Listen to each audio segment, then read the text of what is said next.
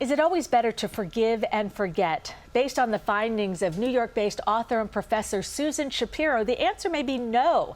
For her book, The Forgiveness Tour, How to Find the Perfect Apology, which was just released in paperback, Susan traveled the country talking to people who have suffered inexcusable wrongs and found peace in other ways.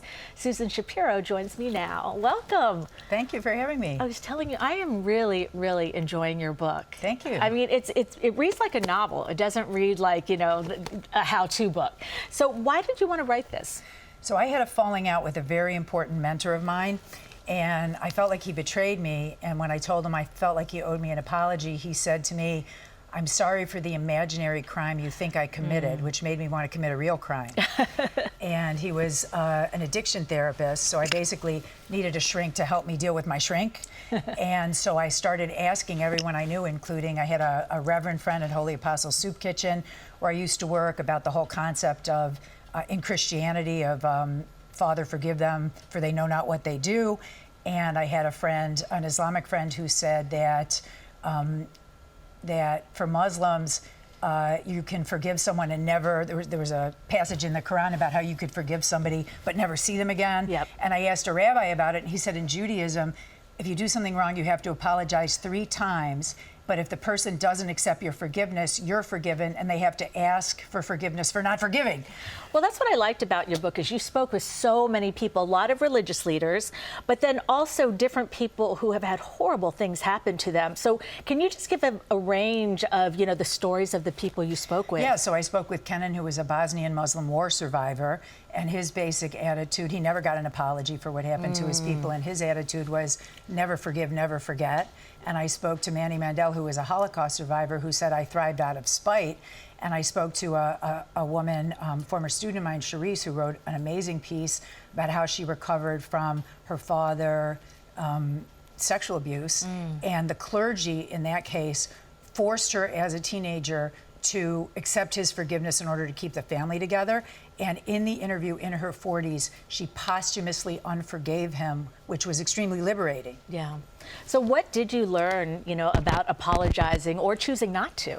Well, what I learned is that most people give really sucky apologies. And, you know, as I mentioned, my mentor gave a horrible one, but I'm sorry if you're hurt doesn't cut it. Right. So there's really 4 elements to a great apology. You really have to throw yourself on your sword. So you have to say, I'm sorry, this is what I did wrong, explain why you did it, prove that you'll never do it again, and offer a reparation to fix it.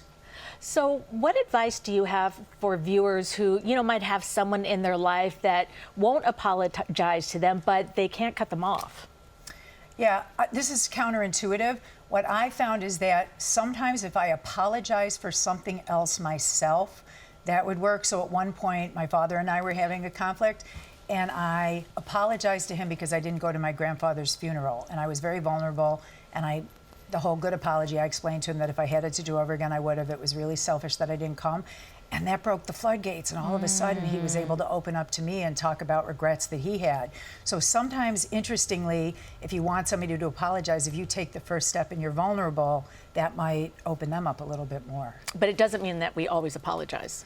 No, you don't always Okay. apologize, but if you're going to apologize, do it the right way. Do a full-fledged apology. So like I said, the sorry if I hurt you, didn't know you were so sensitive, didn't mean Right. to, that doesn't cut it. No, I agree. I'm really looking forward to finishing this book, because this has completely changed my mind about it. We're always preaching, you know, apologize, it'll make you feel better, but it's not always the right thing to do. Yeah, actually, I just did a Washington Post piece about 8 times when you should not forget. And they're really smart doctors that say you should not forgive somebody. And there are really interesting ways that it's better for your health to be self-protective. Wow. So it's very nuanced. Susan, thank you so much for being here. Thank you really for having appreciate me. it. And again, the Forgiveness Tour is out now in paperback wherever books are sold. We'll be right back.